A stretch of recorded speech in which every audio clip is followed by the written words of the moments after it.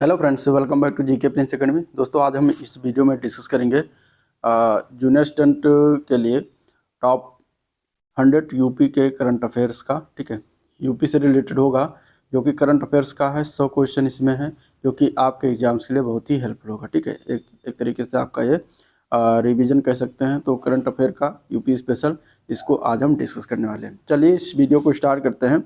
और स्टार्ट करने से पहले अगर आप चैनल पर नए अभी तक सब्सक्राइब नहीं किया है तो चैनल को सब्सक्राइब करिए, साथ साथ वीडियो को भी लाइक करते चलिएगा।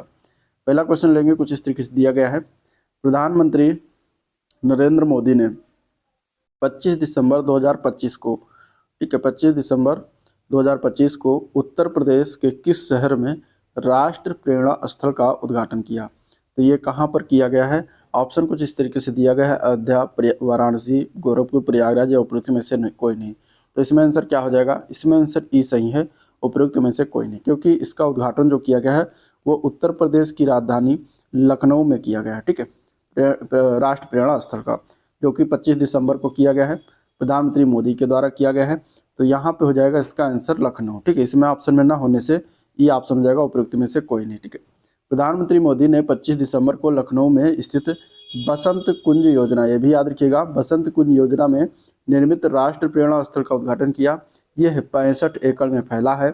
इसका उद्देश्य आज़ादी के बाद महान नायकों के आदर्शों को सम्मान देना है। और विकल्प में लखनऊ नहीं, इसलिए इससे ही होगा। चलिए अगला प्रश्न।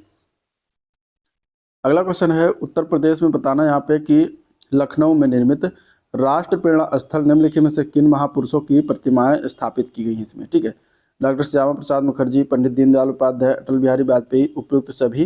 तो आंसर हो जाएगा डी ऑप्शन। इन सभी तीनों की प्रतिमाएं जो है यहाँ पर स्थापित किया गया है। तो आंसर हो जाएगा डी ऑप्शन। यहाँ पे अगर देखें तो राष्ट्र प्रेरणा स्थल में डॉक्टर श्यामा प्रसाद मुखर्जी, पंडित दीनदयाल उपाध्याय और पूर्व प्रधानमंत्री अटल बिहारी वाजपेयी के 65 फीट ऊंची कांस्य प्रतिमा है, जिसकी स्थापित किया गया है। ठीक है, और इसके राष्ट्र के निर्माण में उनके योगदान को दर्शाने वाले एक अत्याधुनिक संग्रहालय भी स्थापना की गई है। चलिए अगले क्वेश्चन की तरफ चलते हैं। उत्तर प्रदेश में पहली स्पेस लैब की स्थापना किस जिले में किया जा रहा है? पहली स्पेस लैब की स्थापना किस जिले में किया जा रहा है उत्तर प्रदेश में? यहाँ पे ऑप्शन है देवरिया, कुशीनगर, महाराजगंज और गोरखपुर। ठीक है, कहाँ पर किया जा रहा है? पहला जो लैब है वो किया जा रहा है कुशीनगर में। तो आंसर हो जाएगा यहाँ पे बी ऑप्शन करेक्ट। ठीक है, कुशीनगर में किया जा रहा है, जो कि ये पहला स्पेस लैब है। और ये कुशीनगर के परडौना नगर पालिका में स्थापित किया जा रहा है। ये लैब व्योमका स्पेस और इसरो के सहयोग से संचालित होगा। देवरिया के सांसद शशांक मणि के पहल पर यहाँ पहले रॉकेट लॉन्चिंग प्रतियोगिता के भी आयोजन किया गया था। ठीक है, चलिए उत्तर प्रदेश कैबिनेट ने 22 दिसंबर 2025 को किन दो स्थानों पर नए राज्य विश्वविद्यालय की स्थापना को मंजूरी दिया है? ठीक है, तो वो दो जगहों के नाम बताना जहाँ पे दो नए राज्य विश्वविद्यालय की स्थापना किया जाएगा। शाहजहांपुर और भदोही, शाहजहांपुर और हरदोई, भदोही और मिर्जापुर, या फिर बस्ती और गोरखपुर। इनमें से कौन सा ऑप्शन सही है? तो ऑप्शन हमारे हिसाब से आंसर ए पार्ट हो जाएगा। शाहजहांपुर और भदोही में ये स्थापना के लिए जो है मंजूरी प्रदान किया गया है। मुख्यमंत्री योगी आदित्यनाथ की अध्यक्षता में बैठक में शाहजहांपुर और भदोही, जो कि संत रविदास नगर के नाम से भी जाना जाता था, में दो राज्य विश्वविद्यालय की स्थापना को मंजूरी दिया गया है। उनके नाम क्या है? तो शाहजहांपुर में स्वामी सुखदेवानंद विश्वविद्यालय और भदोही में काशी नरेश विश्वविद्यालय स्थापित किया जाएगा। तो ये दोनों नाम याद रखिएगा। अगले प्रश्न की तरफ चलेंगे। नवगठित काशी विंध्य क्षेत्र में निम्नलिखित में से कौन सा जिला शामिल है? ठीक है, एक काशी विंध्य क्षेत्र यानी कि केवीआर बनाया जा रहा है, उसमें इनमें से कौन सा जिला शामिल नहीं होगा? वाराणसी, गाजीपुर, जौनपुर, प्रयागराज या फिर उपरोक्त में से कोई नहीं। इसका आंसर क्या हो जाएगा? तो इसका आंसर है डी ऑप्शन, प्रयागराज। इसमें प्रयागराज सम्मिलित नहीं है काशी विंध्य क्षेत्र में। टोटल कितने जिले आते हैं? तो काशी विंध्य क्षेत्र जो है केवीआर इसको कहते हैं, इसमें वाराणसी और विंध्याचल मंडल के 7 जिले सम्मिलित किए गए हैं, जिनमें वाराणसी हो गया, जौनपुर है, चंदौली, गाजीपुर है, मिर्जापुर, भदोही और सोनभद्र आता है। ठीक है, इसमें प्रयागराज सम्मिलित नहीं है। केवीआर का गठन जो है राज्य राजधानी क्षेत्र यानी एससीआर की तर्ज पर किया गया है। चलिए क्वेश्चन नंबर 6, काशी विंध्य क्षेत्र केवीआर के संबंध में निम्नलिखित में से कौन सा कथन सत्य है? पहला, इसका कुल क्षेत्रफल कितना है? 23,815 वर्ग किलोमीटर होगा। इसके कार्यकारी समिति के अध्यक्ष मुख्यमंत्री होंगे। इसमें सर्वाधिक क्षेत्रफल सोनभद्र जिले का या फिर उपयुक्त सभी। यहाँ पे 6 का आंसर क्या हो जाएगा? डी ऑप्शन, उपयुक्त सभी। इसमें क्या है? सभी सही है। काशी विंध्य क्षेत्र यानी केवीआर का दायरा जो है 23,815 वर्ग किलोमीटर है। सर्वाधिक क्षेत्रफल जो है सोनभद्र का आएगा 6,788 और ये प्रदेश में दूसरे नंबर पर आता है। क्या किस में? क्षेत्रफल में दूसरा जिला है, ठीक है। पहला आ जाता है लखीमपुर खीरी, तो इसमें इसका है, और सबसे कम इसमें जो क्षेत्रफल होगा चंदौली का होगा केवीआर के अंतर्गत, ठीक है। केवीआर की कार्यकारी समिति जो होंगे वो कौन है? मुख्यमंत्री होंगे समिति के अध्यक्ष, जबकि प्रमुख सचिव आवास इसके जो है प्रमुख कार्यकारी मुख्य कार्यकारी अधिकारी यानी कि सीईओ होंगे। चलिए क्वेश्चन नंबर 7, वाराणसी में संचालित देश की पहली हाइड्रोजन वाटर टैक्सी का निर्माण किस कंपनी के द्वारा किया गया? अब यहाँ पे जो पहली हाइड्रोजन वाटर टैक्सी है ये कहाँ पर संचालित है? तो ये भी जान लीजिए, वाराणसी में संचालित है। किस कंपनी के द्वारा किया गया ये बताना, तो यहाँ पे ऑप्शन दिया गया है, ठीक है। कौन सा कंपनी इसमें? तो हो जाएगा कोचीन शिपयार्ड लिमिटेड। आंसर क्या है इसका? B option, Cochin shipyard limited, ठीक है। देश की पहली ये हाइड्रोजन वाटर टैक्सी का संचालन जो है 11 दिसंबर 2025 को वाराणसी में शुरू हुआ, ये इंपॉर्टेंट है। और इस स्वदेशी हाइड्रोजन पोत का निर्माण किसने किया है? तो कोचीन शिपयार्ड लिमिटेड में हुआ है। यह नमो घाट से काशी विश्वनाथ मंदिर तक चलती है। ये कहाँ पर है सभी? ये बनारस में है। चलिए, हाइड्रोजन वाटर टैक्सी की विशेषताओं के संदर्भ में गलत कथन का चयन करना। यह 24 मीटर लंबा कैटामरान है। इसमें 50 यात्री बैठ सकते हैं। यह 7 से 9 समुद्री मील की गति से चल सकती है। यह एक बार चार्ज करने पर 24 घंटे तक चल सकती है। इसमें से कौन सा एक गलत कथन है हाइड्रोजन वाटर टैक्सी के बारे में? तो गलत वाला यही डी ऑप्शन हो जाएगा, ठीक है। यह एक बार चार्ज करने पर 24 घंटे नहीं चलती है, यह सिर्फ 8 घंटे तक चल सकती है, जो कि यही गलती थी। बाकी सारे सही है। 24 मीटर लंबा है, 50 यात्रियों की क्षमता है, इसकी गति 7 से 9 समुद्री मील है। क्वेश्चन नंबर 9, लखनऊ यूनेस्को ने 31 अक्टूबर 2025 को लखनऊ को अपने क्रिएटिव सिटीज नेटवर्क यानी कि UCCN की किस श्रेणी के तहत शामिल किया है? संगीत के तहत, शिल्प और लोक कला, गैस्ट्रोनॉमी या फिर पाक कला या साहित्य? तो इसमें आंसर क्या हो जाएगा? सी ऑप्शन करेक्ट हो जाएगा। वेरी वेरी इंपॉर्टेंट क्वेश्चन है, ठीक है। आंसर यहाँ पे सी ऑप्शन है। लखनऊ की जो है राजधानी उत्तर प्रदेश की, जिसको क्रिएटिव सिटी नेटवर्क में गैस्ट्रोनॉमी यानी कि पाक कला में शामिल किया गया है 31 अक्टूबर 2025 को, ठीक है।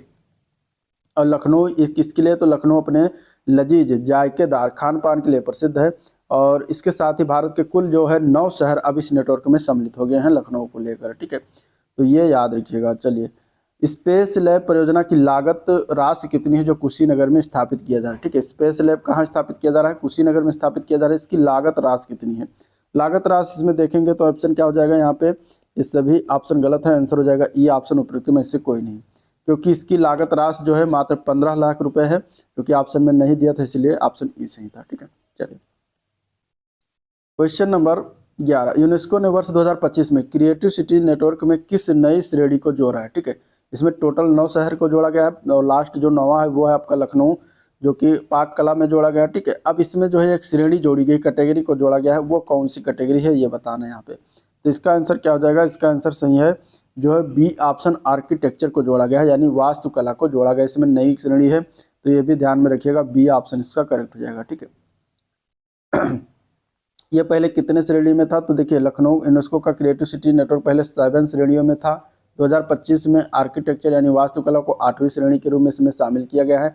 अन्य श्रेणियाँ इसमें कौन सी है? तो शिल्प एवं लोक कला है, डिजाइन है, फिल्म है, गैस्ट्रोनॉमी जिसमें अभी हाल ही में लखनऊ को सम्मिलित किया गया, साहित्य है, मीडिया कला और संगीत। संगीत में बनारस को जो है सम्मिलित किया गया है, तो ये भी याद रखिएगा, पहले हो चुका है।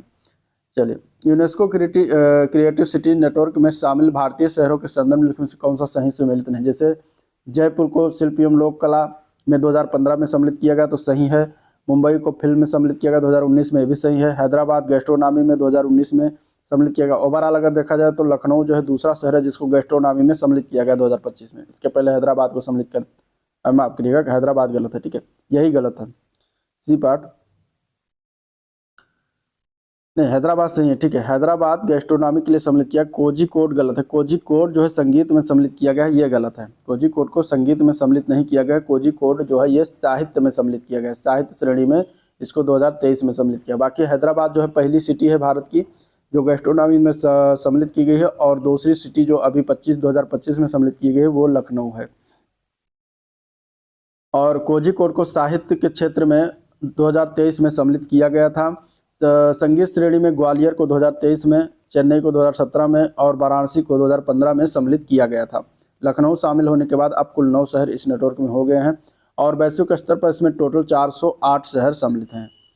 चलिए, तो ये सारी चीज़ें थी। अगला प्रश्न, उत्तर प्रदेश सरकार द्वारा वित्तीय वर्ष 2025-26 के लिए पेश किए गए अनुपूरक बजट का आकार कितना है? ठीक है, अभी अनुपूरक बजट पेश किया गया हाल फिलहाल में, तो उसका आकार कितना है? तो आंसर हो जाएगा बी ऑप्शन, 24,496.98 करोड़ रुपए है। आंसर यहाँ पे बी पार्ट करेक्ट हो जाएगा। किसने जो है इसको पेश किया है? तो वित्त मंत्री सुरेश खन्ना, इन्होंने 22 दिसंबर 2025 को 24,496.98 करोड़ का अनुपूरक बजट पेश किया। ये मूल बजट जो था, ठीक है, उसका ये कितना है? 3.03% है। ठीक है, अब कुल बजट जो हो जाएगा वो 8,33,233.04 करोड़ रुपए हो गया है।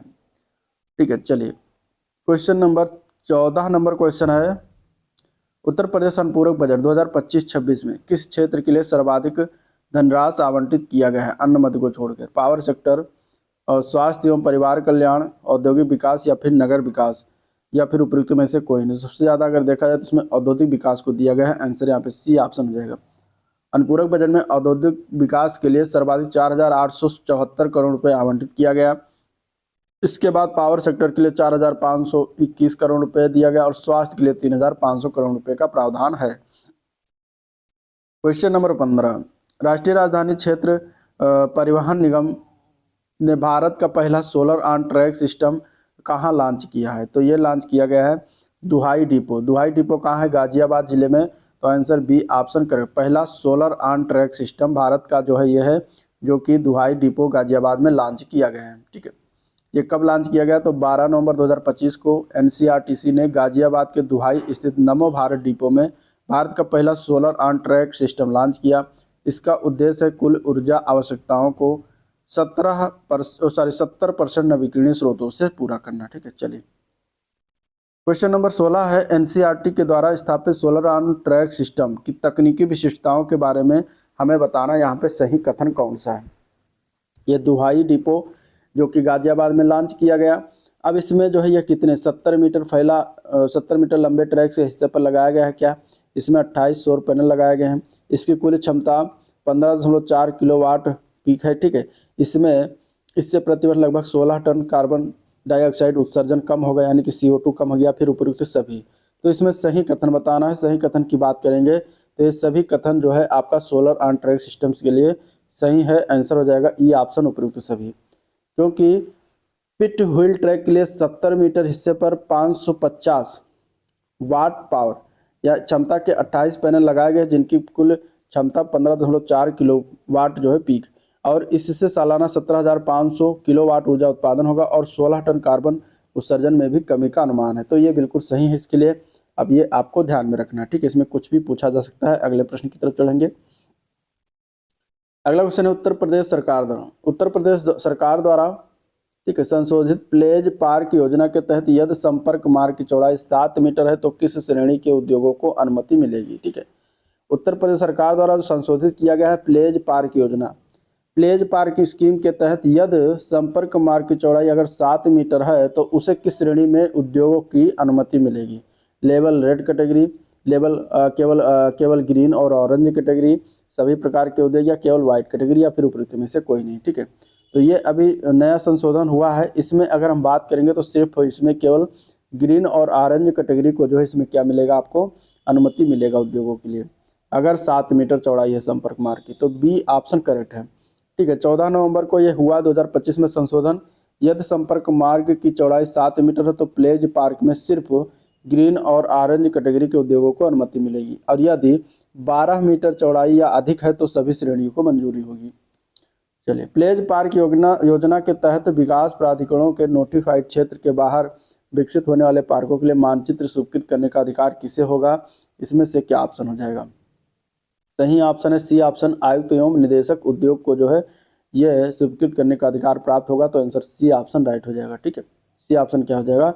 राइट हो जाएगा। चलिए नेक्स्ट क्वेश्चन है, प्लेज पार्क योजना संशोधन के अनुसार यदि पार्क का क्षेत्रफल 15 से 50 एकड़ के बीच है तो राज्य सरकार का कौन सा विभाग 2.5 किलोमीटर तक सड़क निर्माण कराएगा? तो वो कौन सा विभाग होगा जो निर्माण कराएगा? यहाँ पे ऑप्शन दिया गया है। यहाँ पे वो विभाग है लोक निर्माण विभाग, जिसको PWD कहते हैं। अगर प्लेज पार्क के संशोधन के अनुसार नया नियम जो है अगर क्षेत्रफल 15 से 50 एकड़ के बीच है पार्क का, तो राज्य सरकार का 2.5 किलोमीटर सड़क निर्माण कराएगा, वो भी लोक निर्माण विभाग के द्वारा होगा। ठीक है। और इसमें अगर हम बात करेंगे तो नोटिफाइड क्षेत्र के बाहर पार्कों पर कोई विकास शुल्क नहीं लगेगा, जबकि भीतर जो है 25% शुल्क देय होगा। चलिए, उत्तर प्रदेश के किस शहर में देश के पहले रिवर सेल के गठन को मंजूरी मिला है? तो वो शहर है गोरखपुर। ठीक है, गोरखनाथ की जो है मंदिर यहीं पर है, जहाँ पे गोरखपुर में अभी पहला रिवर सेल के गठन को मंजूरी दिया गया। तो सी ऑप्शन करेक्ट हो जाएगा। किसने दिया है? तो national mission for clean Ganga से मंजूरी मिला है। 25 दिसंबर 2025 में गोरखपुर में देश के पहले रिवर सेल के गठन का निर्णय लिया गया। इसका उद्देश्य क्या है? बाढ़ नियंत्रण और नदियों का संरक्षण। गोरखपुर में स्थापित किए जा रहे रिवर सेल का वित्त पोषण मॉडल क्या होगा? मतलब इसमें सरकार और राज्य सरकार का वहन कितना होगा? तो इसमें अगर देखें तो 90% NMGC, ठीक है, NMCG और 10% नगर निगम, यानी कि 90% NMCG मतलब कि national mission for clean Ganga, जिसे कहते हैं फुल फॉर्म। तो ये इसके तहत जो है इसका वित्त पोषण होगा। आंसर सी ऑप्शन करेक्ट है। क्वेश्चन नंबर 22, उत्तर प्रदेश के 76वां जिला कल्याण सिंह नगर के गठन की घोषणा मुख्यमंत्री योगी आदित्यनाथ ने कब किया? मतलब डेट बताना है। ठीक है, तो यहाँ पे डेट क्या हो जाएगा? इसका डेट की बात करेंगे तो ये किया गया है 29 अक्टूबर 2025 को। इसकी घोषणा कब की गई है? 29 अक्टूबर 2025 को किया गया है। और ये मुख्यमंत्री कल्याण सिंह की स्मृति में राज्य का 76वां जिला बनाने की घोषणा की गई है। कल्याण सिंह जो थे ये 2 बार 1991-92 और 1997-99 के उत्तर प्रदेश के मुख्यमंत्री रहे थे। चलिए, अगला प्रश्न, नवगठित कल्याण सिंह नगर जिले में निम्नलिखित में से कौन सी तहसीलें शामिल की जाएंगी? मतलब इसमें जो नया कल्याण सिंह जिला बन रहा है, कल्याण सिंह नगर जिला, इसमें कौन कौन सी तहसीलें जो है सम्मिलित किया जाएगा? तो इसमें अतरौली, गंगीरी और डिबाई। अगर हम बात करेंगे तो ए पार्ट इसका सही है। 3 तहसीलें से मिलाकर ये नया जो जिला बनाया जाएगा, इसमें 3 तहसीलें होंगी, अतरौली, गंगीरी और डिबाई। ठीक है, ये किस जिले से काटी जाएंगे लिया जाएगा? तो अलीगढ़ जिले की अतरौली और गंगीरी होगी, और बुलंदशहर जिले की डिबाई तहसील को मिलाकर बनाया जाएगा। ठीक है, अतरौली जो था कल्याण सिंह का जन्म स्थान और निर्वाचन क्षेत्र भी था। चलिए, 24 नंबर क्वेश्चन है, 27वें दिव्य कला मेला का आयोजन 15 से 23 नवंबर 2025 को उत्तर प्रदेश किस शहर में किया गया? ठीक है, दिव्य कला मेला जो है 15 से 23 नवंबर 2025 उत्तर प्रदेश के किस शहर में हुआ, ये बताना है। तो यहाँ पे आंसर क्या हो जाएगा? ये लखनऊ में किया गया। ठीक है, आंसर क्या हो जाएगा? लखनऊ। उत्तर प्रदेश की राजधानी लखनऊ में ये दिव्य कला मेले का आयोजन हुआ। इसका उद्घाटन केंद्रीय राज्य मंत्री BL वर्मा ने किया। इसमें 18 राज्यों के लगभग 100 दिव्यांग शिल्पियों ने भाग लिया। चलिए, क्वेश्चन नंबर 25, भारत सरकार ने देश के पहले वन विश्वविद्यालय की स्थापना को कहाँ मंजूरी दिया है? तो देश का पहला जो है वन विश्वविद्यालय यानी फॉरेस्ट यूनिवर्सिटी, ये गोरखपुर में बनाया जाएगा। तो आंसर यहाँ पे सी ऑप्शन करेक्ट है, गोरखपुर। ठीक है, गोरखपुर में स्थापना दिया गया है, इसको स्थापना किया जाएगा इसका दिसंबर 2025 में भारत सरकार के द्वारा। और इसके लिए बजट में अगर देखा जाए तो राज्य बजट में 50 करोड़ रुपए का प्रारंभिक आवंटन दिया गया है। अगला प्रश्न, गोरखपुर प्रस्तावित वन विश्वविद्यालय के संबंध में कथन अब सत्य बताना है। यह लगभग 125 एकड़ क्षेत्र में फैला होगा। यह जटायु संरक्षण एवं प्रजनन केंद्र के निकट स्थित होगा। इसमें 500 छात्रों के लिए छात्रावास की सुविधा होगी। इसका उद्देश्य वानिकी वन जीव संरक्षण में कुशल मानव संसाधन तैयार करना है। तो आंसर है उपयुक्त सभी। ठीक है, ये सभी आपका वन विश्वविद्यालय से संबंधित चीज़ें सही हैं। ये 125 एकड़ क्षेत्र में है। ये जटायु प्रजनन एवं संरक्षण केंद्र के बगल में है, निकट है। यहाँ पे 500 छात्रों के लिए छात्रावास भी होगा, ये भी ध्यान में रखिएगा। और इसका उद्देश्य क्या है? वानिकी और वन्य जीव संरक्षण में कुशल मानव संसाधन तैयार करना इसका मेन पर्पज है, उद्देश्य है। चलिए, क्वेश्चन नंबर 27 है, भारत की पहली टेम्पर्ड ग्लास निर्माण इकाई का उद्घाटन कहाँ पर किया गया? भारत की पहली टेम्पर्ड ग्लास निर्माण इकाई का उद्घाटन किया गया है नोएडा में। आंसर यहाँ पे बी ऑप्शन करेक्ट है, नोएडा। ठीक है, नोएडा की बात करेंगे तो केंद्रीय इलेक्ट्रॉनिक्स एवं IT मंत्री हैं अश्विनी वैष्णव। इन्होंने 23 अगस्त 2025 को नोएडा में भारत की पहली मोबाइल टेम्पर्ड ग्लास निर्माण इकाई का उद्घाटन किया। यह भारत की इलेक्ट्रॉनिक्स आत्मनिर्भरता की दिशा में बढ़ा कदम है। तो यहाँ पे याद रखिएगा, आंसर इसका नोएडा हो जाएगा। नोएडा में स्थापित टेम्पर्ड ग्लास फैक्ट्री किन कंपनियों की साझेदारी स्थापित किया गया है? मतलब इसमें कौन कौन सी कंपनियां जो है लगेंगी जो टेम्पर्ड ग्लास का निर्माण करेंगी? तो उसमें याद रखिएगा, ऑप्टिमस इलेक्ट्रॉनिक्स और कार्निंग इनकॉर्पोरेटेड 2 कंपनियां हैं जो इसके लिए जिम्मेदार हैं। तो आंसर यहाँ पे सी ऑप्शन इसका राइट है, ठीक है। और ये जो ग्लास यहाँ पे बनेगा वो किस नाम से, वो किस ब्रांड के तहत तैयार होगा, तो इंजीनियर्ड बाय कॉर्निंग इसका नाम होगा, मतलब ब्रांड के तहत तैयार होगा, तो ये भी याद रखिएगा। चलिए, उत्तर प्रदेश इलेक्ट्रॉनिक घटक विनिर्माण नीति 2025 को कैबिनेट ने मंजूरी कब प्रदान किया गया। कैबिनेट के द्वारा मंजूरी ये प्रदान किया गया है 2 सितंबर 2025 को। डेट भी याद रखिएगा, कभी कभी डेट भी पूछ लिया जाता है। तो 2 सितंबर 2025 को इसकी मंजूरी प्रदान किया गया, ठीक है। चलिए, दिव्य कला मेले के इतिहास में संदर्भ में इस श्रृंखला का पहला मेला कहाँ आयोजित किया गया। अभी हाल ही फिलहाल लखनऊ में हुआ, और पहला कहाँ पर हुआ था ये बताना। तो पहला ये किया गया था जो है नई दिल्ली में 2022 में, ठीक है। दिव्यांग जन सशक्तिकरण विभाग द्वारा पहले कला मेले का आयोजन 2 से 6 दिसंबर 2022 को नई दिल्ली में आयोजित किया गया, और लखनऊ में इसका आयोजन मेला का क्रम का क्या है, 27वां मेला था।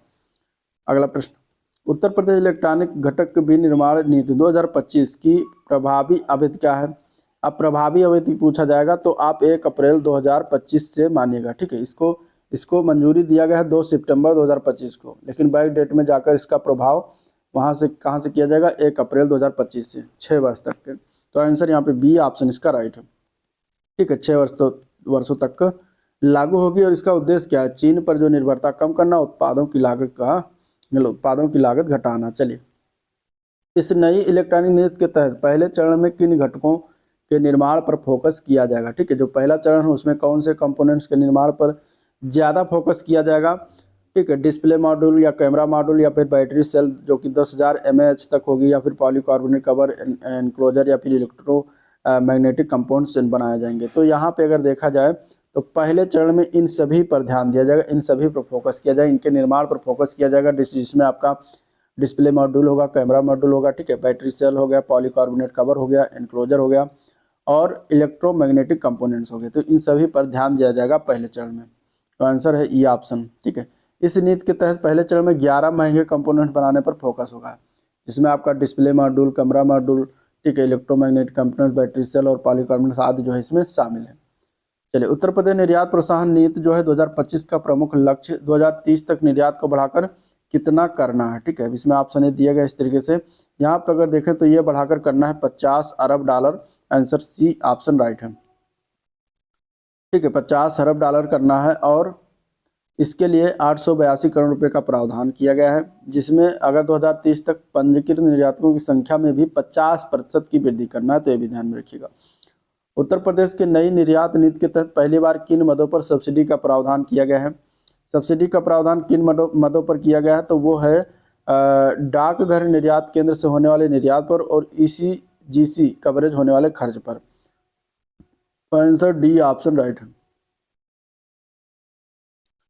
चलिए, क्वेश्चन नंबर 35, देश में पहली बार रेलवे ट्रैक के बीचों बीच सोलर पैनल कहाँ लगाया गया है, ठीक है। सोलर पैनल जो है लगाया गया अभी रेलवे ट्रैक के बीचों बीच में सोलर पैनल को लगाया गया है, और ये कहाँ पर लगाया गया है, तो ये लगाया गया बनारस रेल इंजन कारखाना, यानी कि BLW, यानी कि वाराणसी में। तो आंसर बी ऑप्शन इसका राइट है, ठीक है। देश में पहली बार बनारस रेल इंजन कारखाना में रेलवे ट्रैक के बीचों बीच सोलर पैनल लगाया गया। इसका उद्घाटन 15 अगस्त 2025 को महाप्रबंधक थे नरेश पाल सिंह उनके द्वारा किया गया है। क्वेश्चन नंबर 36 है, बनारस रेल इंजन कारखाने में स्थापित सोलर ट्रैक प्रोजेक्ट की क्षमता और तकनीकी विवरण के बारे में सही कथन बताना है। ये 70 मीटर लंबे ट्रैक पर पैनल लगाया गया है, तो सही है, 70 मीटर पर लंबा है। इसकी पीक क्षमता कितना है, 15 किलोवाट पीक है, तो बिल्कुल सही है। इसमें कुल 28 पैनल स्थापित हैं, बिल्कुल सही। कंपन कम करने के लिए रबर माउंटिंग पैड का उपयोग किया गया, ये भी सही है। तो आंसर हो जाएगा ई पार्ट, उपयुक्त तो सभी सही है, ठीक है। चलिए, अगला प्रश्न देखते हैं। मुख्यमंत्री योगी आदित्यनाथ ने विजन डॉक्यूमेंट 2047 का प्रारूप सदन में कब प्रस्तुत किया, तो ये प्रस्तुत किया था 14 अगस्त 2025 को। यहाँ पर आंसर हो जाएगा बी ऑप्शन राइट, ठीक है। और इसमें वर्ष 2047 तक प्रति व्यक्ति आय का लक्ष्य रखा गया है 26 लाख रुपए वार्षिक, जो कि ये लक्ष्य रखा गया है। चलिए, विजन डॉक्यूमेंट 2047 के अनुसार उत्तर प्रदेश को किस वर्ष तक 10 खरब डॉलर यानी कि $1 ट्रिलियन की अर्थव्यवस्था बनाने का लक्ष्य रखा गया है, तो ये 2030 तक इसका लक्ष्य रखा गया। आंसर यहाँ पे बी ऑप्शन इसका करेक्ट हो जाएगा, ठीक है। 2030 तक जो है 10 खरब डॉलर यानी कि $1 ट्रिलियन अर्थव्यवस्था बनाने का लक्ष्य रखा गया है। इसके लिए अगले 5 वर्षों में विकास दर को 14 से 15% से बढ़ाकर 20% तक पहुंचाना होगा। विजन डॉक्यूमेंट 2047 का खाका किन 3 मुख्य थीम्स पर आधारित है? तो उसमें आपका अर्थ शक्ति है, सृजन शक्ति है और जीवन शक्ति है। तो आंसर यहाँ पे सी ऑप्शन बिल्कुल राइट है। ठीक है, इकोनॉमिक पावर, क्रिएटिव पावर और लाइफ पावर है। इसके अंतर्गत 12 प्रमुख सेक्टर होंगे जो ट्रेड, टूरिज्म, टेक्नोलॉजी, ट्रेडिशन और टैलेंट पर आधारित होंगे। अगला क्वेश्चन, उत्तर प्रदेश निर्यात प्रोत्साहन नीति 2025 में सेवा क्षेत्र के किन नए आयामों को निर्यात बढ़ाने के लिए शामिल किया गया? ठीक है, तो इसमें से कौन कौन सी चीज़ें सम्मिलित हैं? आंसर हो जाएगा यहाँ पे शिक्षा को सम्मिलित किया गया है, मेडिकल वैल्यू, ट्रेवल को सम्मिलित किया गया है, पर्यटन और हॉस्पिटैलिटी को सम्मिलित किया गया है, परिवहन और लॉजिस्टिक सेवाओं को भी सम्मिलित किया गया है। तो यहाँ पे ई ऑप्शन हो जाएगा उपयुक्त सभी। चलिए, मुख्यमंत्री योगी आदित्यनाथ ने 17 अगस्त 2025 को उत्तर प्रदेश के पहले ग्रीन हाइड्रोजन प्लांट का लोकार्पण कहाँ पर किया? ठीक है, पहला ग्रीन हाइड्रोजन प्लांट का लोकार्पण किया गया है और यह कहाँ पर किया गया है? तो इसका आंसर हो जाएगा खानिमपुर, जो कि गोरखपुर में पड़ता है, तो वहाँ पर किया गया। ठीक है, योगी आदित्यनाथ ने 17 अगस्त 2025 को गोरखपुर के खानिमपुर में टोरेंट समूह के ग्रीन हाइड्रोजन प्लांट का लोकार्पण किया। यह उत्तर प्रदेश का पहला और देश का दूसरा प्लांट है। पहला कहाँ पर किया गया है? कांडला में, जो कि गुजरात में पड़ता है, और दूसरा गोरखपुर के खानिमपुर में किया गया। क्वेश्चन नंबर 42 है, गोरखपुर में स्थापित ग्रीन हाइड्रोजन प्लांट की उत्पादन क्षमता और तकनीकी विशेषताओं के संबंध में कथन सही बताना है। यह संयंत्र वार्षिक 72 टन ग्रीन हाइड्रोजन उत्पादन करेगा। इसमें प्राकृतिक गैस के साथ 2% तक हरित हाइड्रोजन का मिश्रण किया जाएगा। इसकी स्थापना टोरेंट गैस और टोरेंट पावर द्वारा किया गया है। या फिर ऑप्शन उपयुक्त सभी या फिर इनमें से कोई नहीं। तो आंसर क्या हो जाएगा? डी ऑप्शन, उपयुक्त सभी सही है। इसके बारे में 3 चीजें सही हैं, आंसर डी पार्ट करेक्ट है। ठीक है, चलिए अगला क्वेश्चन, उत्तर प्रदेश सरकार और यूके के बीच 19 अगस्त 2025 को किस नाम से छात्रवृत्ति योजना का समझौता हुआ?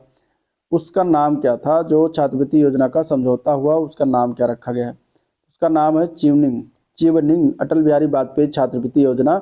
आंसर यहाँ पे सी ऑप्शन का करेक्ट है। ठीक है, उत्तर प्रदेश सरकार और यूके के FCDO के बीच समझौता के तहत चीवनिंग भारत रत्न अटल बिहारी वाजपेयी यूपी राज्य सरकार छात्रवृत्ति योजना शुरू की गई है।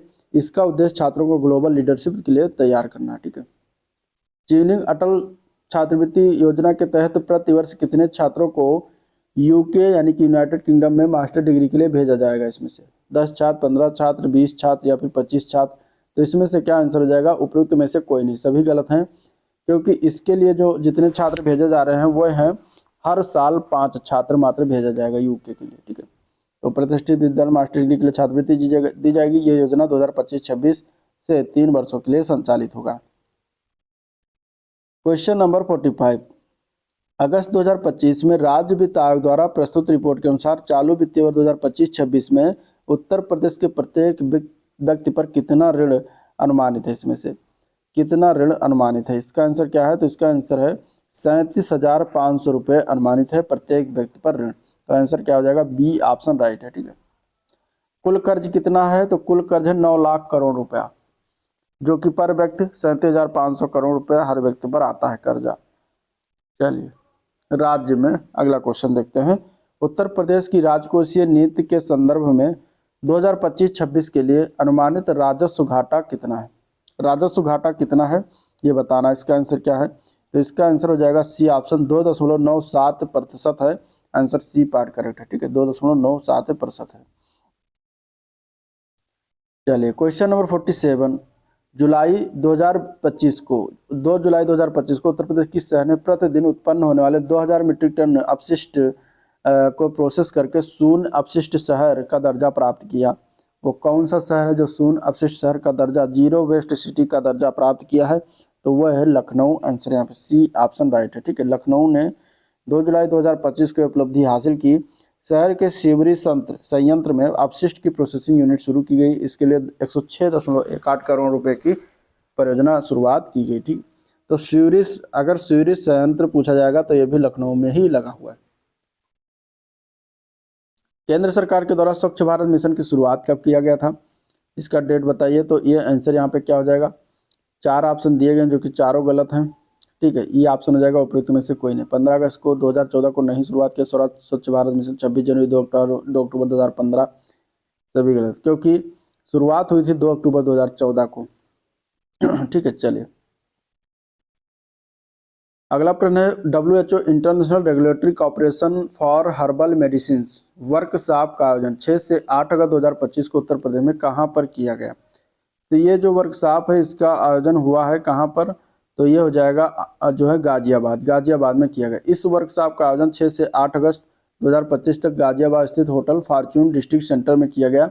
इसका आयोजन आयुष मंत्रालय और विश्व स्वास्थ्य संगठन के सहयोग से हुआ है। ठीक है, तो ये भी ध्यान में रखिएगा। अगला प्रश्न देखते हैं, गाजियाबाद में WHO आयोजित WHO IRCH वर्कशॉप का मुख्य उद्देश्य क्या था। अभी ऊपर जिसके बारे में बात हुई, तो इसका मुख्य उद्देश्य क्या है। ठीक है, तो इसका मुख्य उद्देश्य है हर्बल दवाओं के लिए वैश्विक नियामक क्षमताओं को मजबूत करना मेन पर्पज है। तो आंसर ए पार्ट इसका राइट है। क्वेश्चन नंबर 51, उत्तर प्रदेश सरकार ने लर्निंग बाय डूइंग कार्यक्रम की शुरुआत कब की। लर्निंग बाय डूइंग कार्यक्रम की शुरुआत कब हुई, तो 14 जुलाई 2025 को हुआ है। आंसर यहाँ पे बी ऑप्शन राइट है। ठीक है, और इसका उद्देश्य क्या है, तो कक्षा 6 से 8 के छात्रों को व्यवहारिक प्रशिक्षण देना इसका मेन उद्देश्य। सरकारी स्कूलों में शिक्षा की गुणवत्ता सुधारने के लिए 14 जुलाई 2025 को लर्निंग बाय डूइंग कार्यक्रम की शुरुआत किया गया। मुख्यमंत्री योगी आदित्यनाथ ने 28 दिसंबर 2025 को उत्तर प्रदेश पुलिस के लिए किस AI आधारित ऐप जो है का शुभारंभ किया। त्रिनेत्र प्रहरी यक्ष ऐप। आंसर यहाँ पे क्या हो जाएगा, यक्ष ऐप। ठीक है, यक्ष ऐप की शुरुआत की गई है जिसका शुभारंभ हुआ है 28 दिसंबर 2025 को। अगले प्रश्न की तरफ चलेंगे। दिसंबर 2025 में उत्तर प्रदेश सरकार ने सभी सरकारी स्कूलों में मॉर्निंग असेंबली में 10 मिनट तक किस चीज़ के पाठ को अनिवार्य कर दिया है। तो इसके लिए अनिवार्य किया गया है समाचार पत्र को। ठीक है, आंसर क्या हो जाएगा यहाँ पे बी ऑप्शन, समाचार पत्र को अनिवार्य कर दिया गया। चलिए अगला प्रश्न, दिसंबर 2025 में उत्तर प्रदेश शिक्षा सेवा चयन आयोग का अध्यक्ष किसे नियुक्त किया गया। तो उनका नाम है Prashant Kumar. Answer B option हो जाएगा। ठीक है, प्रशांत कुमार ये पूर्व DGP थे उत्तर प्रदेश के। चलिए, उत्तर प्रदेश किस शहर में भारत की पहली 3 मेगावाट क्षमता वाली वैनेडियम रेडॉक्स फ्लो बैटरी का उद्घाटन किया गया। किस शहर में किया गया है, तो यहाँ पे आंसर क्या हो जाएगा, तो बी ऑप्शन इसका याद रखिएगा, ग्रेटर नोएडा में किया गया है। बी पार्ट करेक्ट है। ठीक है, कब किया गया है, 11 नवंबर 2025 को ग्रेटर नोएडा में। ये भारत की पहली 3 मेगावाट क्षमता वाली वैनेडियम रेडॉक्स फ्लो बैटरी का उद्घाटन हुआ है। उत्तर प्रदेश किस टाइगर रिजर्व के बफर एरिया में पहली बार दुर्लभ रेनबो वाटर स्नेक पाया गया। तो ये कहाँ पर पाया गया, किस में पाया गया है, तो ये दुधवा टाइगर रिजर्व में पाया गया।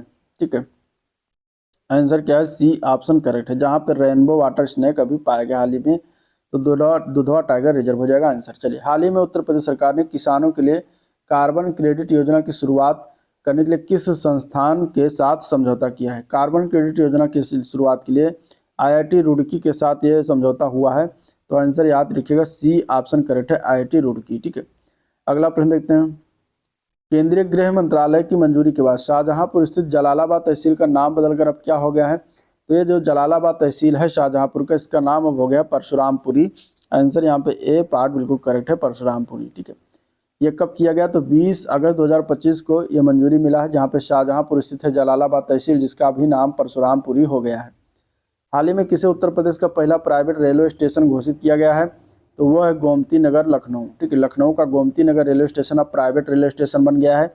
यहाँ पर आंसर क्या हो जाएगा, बी ऑप्शन करेक्ट है। चलिए, उत्तर प्रदेश किस ऐतिहासिक स्थल को हाल ही में भारत सरकार ने यूनेस्को विश्व धरोहर में दर्जे में नामांकित किया है। तो वो कौन सा ऐतिहासिक स्थल है, तो वो है सारनाथ। आंसर यहाँ पे बी ऑप्शन करेक्ट है, सारनाथ। ठीक है, अगले प्रश्न की तरफ बढ़ते हैं। शाहजहांपुर में बनने वाले स्वामी सुखदेवानंद विश्वविद्यालय के लिए मुमुक्षु आश्रम ट्रस्ट और राज्य सरकार के बीच समझौता कब हुआ। शाहजहांपुर में ये विश्वविद्यालय बन रहा है, इसके लिए जो है मुमुक्षु आश्रम और राज्य सरकार के बीच जो है समझौता हुआ। ये कब हुआ है, तो ये हुआ 9 सितंबर 2025। आंसर यहाँ पे बी ऑप्शन राइट है। ठीक है, ट्रस्ट ने इसके लिए 20 एकड़ भूमि दिया है और 108 करोड़ रुपए की संपत्ति सरकार को सौंपा है मुमुक्षु आश्रम ट्रस्ट ने। ठीक है, चलिए, नवगठित काशी बिंद क्षेत्र का कुल क्षेत्रफल कितने वर्ग किलोमीटर निर्धारित किया गया है। काशी बिंद क्षेत्र के ऊपर बातें बहुत बारी हुई है। आंसर क्या हो जाएगा इसका, 23,815 वर्ग किलोमीटर में। ठीक है, 23,815 वर्ग किलोमीटर में फैला हुआ। इसमें कितने जिले हैं? ऊपर बताया गया 7 जिले हैं। चलिए, काशी बिंद क्षेत्र के निम्नलिखित में से शामिल जिलों में उनके क्षेत्रफल के संदर्भ में लिखने से कौन सा मिलान गलत है? वाराणसी का इसमें 1535 किलोमीटर जाएगा, और जौनपुर का 4038 किलोमीटर, और मिर्जापुर का 4521, भदोही का दिया गया 2541। में से कौन सा एक गलत मिलान है ये बताना है। तो आंसर क्या है यहाँ पे? आंसर है डी ऑप्शन। भदोही का जो दिया गया है 2541 ये गलत है, क्योंकि भदोही का मात्र 1015 वर्ग किलोमीटर है क्षेत्रफल लिया गया, ना कि 2541। 2541 वर्ग किलोमीटर जो है चंदौली जिले का है। अगला क्वेश्चन, कुशीनगर में स्पेस लैब की स्थापना जो किया गया है ये किस नदी के तट पर किया जा रहा है? ठीक है, कुशीनगर में कौन सी नदी बहती है जिसके नदी के तट पर किया जा रहा है? तो वो है नारायणी नदी। आंसर यहाँ पे सी ऑप्शन करेक्ट है, नारायणी नदी, जो कि है जीरो बंधा तट पर स्थापित किया जा रहा है, ये भी ध्यान में रखिएगा, स्पेस लैब। चलिए, कुशीनगर में आयोजित मॉडल रॉकेटरी और कैनसेट इंडिया स्टूडेंट प्रतियोगिता, ठीक है, मॉडल रॉकेटरी और कैनसेट इंडिया स्टूडेंट प्रतियोगिता में कितने युवा वैज्ञानिकों ने अपने बनाए मिनी रॉकेट लॉन्च किए? कितने युवा वैज्ञानिक थे? तो ये लॉन्च किया गया है, जिसमें टोटल 600 से अधिक युवा वैज्ञानिक थे। यहाँ पे आंसर क्या हो जाएगा? सी ऑप्शन राइट है, तो सॉरी डी ऑप्शन राइट है। ठीक है, चले, काशी बिंद क्षेत्र के पदेन मुख्य कार्यकारी अधिकारी कौन होंगे? ठीक है, तो कार्य समिति के अध्यक्ष तो मुख्यमंत्री होंगे, और मुख्य कार्यकारी अधिकारी कौन होंगे? तो प्रमुख सचिव आवास होंगे। आंसर यहाँ पे क्या है? सी ऑप्शन राइट है। ठीक है, समरकंद में आयोजित यूनेस्को की किस जनरल कॉन्फ्रेंस में लखनऊ को क्रिएटिव सिटी नेटवर्क में शामिल करने का निर्णय लिया गया? ये भी क्वेश्चन इस तरीके से बन सकता है। यहाँ पे आंसर क्या हो जाएगा? कौन सा था समरकंद में आयोजित हुआ था यूनेस्को का, कौन से क्रम का था जिसमें जनरल कॉन्फ्रेंस में लखनऊ को क्रिएटिव सिटीज नेटवर्क का निर्णय लिया गया शामिल करने का? तो वो था 43वां क्रम। ठीक है, 31 अक्टूबर 2025 को हुआ था, समरकंद में आयोजित हुआ था, जिसमें यूनेस्को की 43वीं जनरल कॉन्फ्रेंस में लिया गया था फैसला। यूनेस्को क्रिएटिव सिटी नेटवर्क में अब वैश्विक स्तर पर कुल कितने शहर हो गए हैं? तो अब हो गया टोटल 408, पहले 407 था, अभी लखनऊ को शामिल करके 408 हो गया। चलिए, उत्तर प्रदेश के अनुपूरक बजट 2025-26 में सौर ऊर्जा के लिए कितनी धनराशि आवंटित की गई है? सौर ऊर्जा की जब बात करेंगे तो आप इसमें जो है 500 करोड़ याद रखिएगा, सौर ऊर्जा के लिए 500 करोड़ रुपए का प्रावधान किया गया है।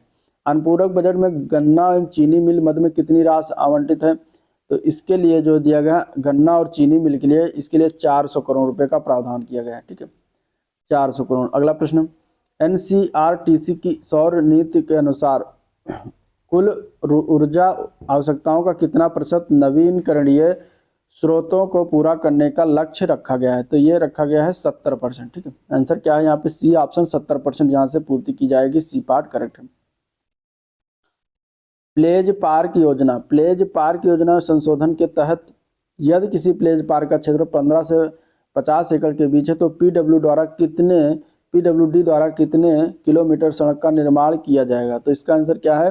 तो सी ऑप्शन करेक्ट है, 2.5 किलोमीटर का निर्माण किया जाएगा। ठीक है, चलिए अगले क्वेश्चन की तरफ चलते हैं। विकास प्राधिकरणों के नोटिफाइड क्षेत्र में स्थापित प्लेज पार्कों पर कितना विकास शुल्क आरोपित किया गया है?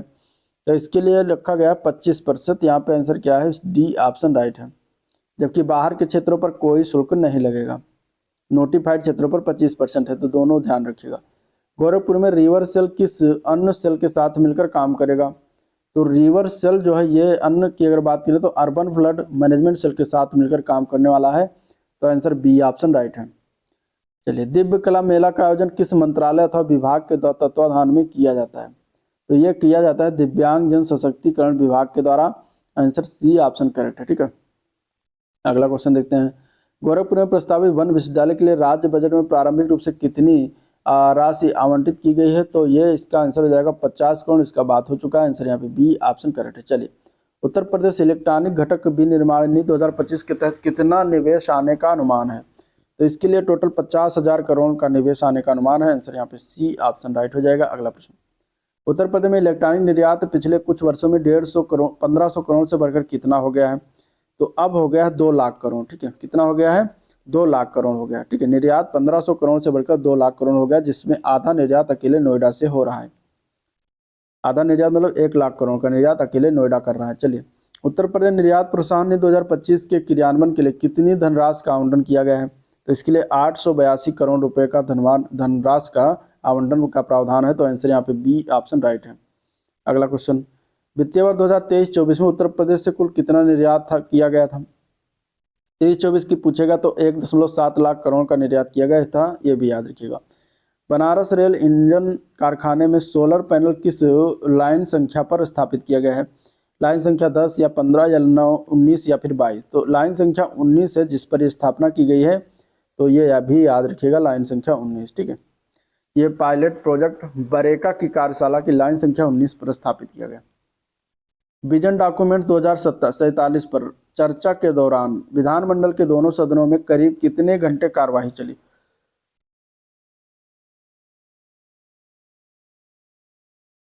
ठीक है, तो इसका आंसर क्या हो जाएगा? तो इसका आंसर हो जाएगा 27 घंटे की कार्रवाई चली थी। आंसर सी ऑप्शन करेक्ट है। चलिए, विजन डॉक्यूमेंट 2047 पर आम जनता से सुझाव लेने के लिए क्या व्यवस्था किया गया है? तो आम जनता सुझाव इसमें दी सकती है किसके माध्यम से? सार्वजनिक स्थानों और स्कूलों में QR कोड लगाकर वहां पर जो है उससे जो है आपका सुझाव दे सकता है। तो आंसर बी ऑप्शन करेक्ट है। ठीक है, एक ऑनलाइन पोर्ट भी विकसित किया जा रहा है जिसमें उसमें सुझाव लिया जाएगा। बाकी सार्वजनिक स्थान, स्कूल, कॉलेज में QR कोड भी लगाया जाएगा। अगला प्रश्न, चीवनिंग अटल छात्रवृत्ति योजना किस शैक्षणिक सत्र से शुरू होकर कब तक संचालित होगी, ये बताना है। तो इसका आंसर क्या है? तो ये शुरुआत हो रहा है 2025-26 से और चलेगा 2027-28 तक। तो करेक्ट आंसर क्या है? बी ऑप्शन बिल्कुल राइट है। मतलब 3 वर्षों तो संचालित किया जाएगा, इसके बाद 2028-29 में इसका नवीनीकृत किया जाएगा। भारत में ब्रिटिश हाई कमिश्नर कौन है जिन्होंने लखनऊ में छात्रवृत्ति समझौते पर हस्ताक्षर किए हैं? तो उनका नाम क्या है? Lindy Cameron. ठीक है, क्या नाम है? Lindy Cameron. आंसर यहाँ पे बी ऑप्शन इसके लिए राइट है। और जो है भारत में British high commissioner Lindy Cameron ने लखनऊ में मुख्यमंत्री के समक्ष जो है MOU पर हस्ताक्षर किया। क्वेश्चन नंबर 86, लखनऊ के सीवरेज संयंत्र में अपशिष्ट प्रबंधन परियोजना के लिए स्वच्छ भारत मिशन फर्स्ट के तहत कितना वित्त पोषण प्राप्त हुआ है? तो 96.53 करोड़ का वित्त पोषण प्राप्त हुआ। आंसर बी ऑप्शन इसका करेक्ट है। लर्निंग बाय डूइंग कार्यक्रम के पायलट चरण में कितने जिलों के स्कूलों को सम्मिलित किया गया है? तो टोटल यहाँ पे 15 जिलों के 60 स्कूल को सम्मिलित किया गया है। यहाँ पे बी ऑप्शन करेक्ट है। ठीक है, चलिए, समग्र शिक्षा अभियान के तहत किन 3 पूर्ववर्ती योजनाओं को एकीकृत किया गया? तो उसमें सर्व शिक्षा अभियान है, राष्ट्रीय माध्यमिक शिक्षा अभियान और शिक्षक शिक्षिका अभियान। तो ये तीनों को सम्मिलित कर दिया गया है। यहाँ पे आंसर हो जाएगा डी ऑप्शन उपयुक्त सभी। ठीक है, अगला प्रश्न, उत्तर प्रदेश में नो हेलमेट नो फ्यूल सड़क सुरक्षा अभियान ये कब से शुरुआत हुआ? तो ये शुरू किया गया था 1 सितंबर 2025। ये पूरे महीने था, 1 सितंबर से लेकर 30 सितंबर तक के मध्य जो है पूरा 1 महीना चला था। यहाँ पे आंसर बी ऑप्शन करेक्ट है। क्वेश्चन नंबर 90, उत्तर प्रदेश सरकार ने IIT कानपुर, IIT BHU और IIT रुड़की के सहयोग से राज्य की कितनी नदियों का पुनरुद्धार का अभियान शुरू किया है?